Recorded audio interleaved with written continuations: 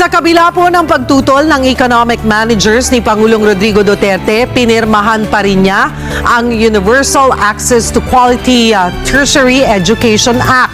Sa ilalim po nito, magiging libre ang tuition sa mga state colleges and universities sa bansa. Kailangan nyo ba ng medical assistance pero hindi kayo covered ng PhilHealth?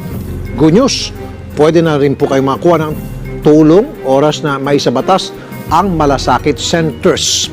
Inaprobahan na ng House Committee on Health ang pagtatayo ng mga ito sa lahat ng pampublikong ospital sa bansa. Proyekto ito ni Senador Bongo at bahagi ng Universal Healthcare Program.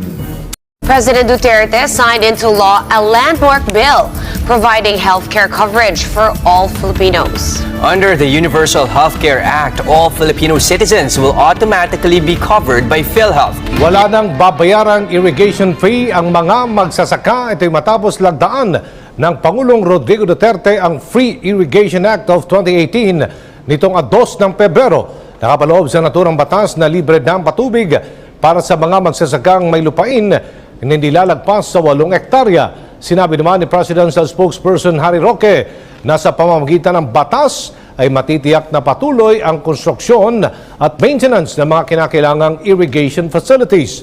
Anya, dahil dito'y maibsan ng problema ng mga magsasaka at irrigation association sa mga bayarin para sa irrigation service.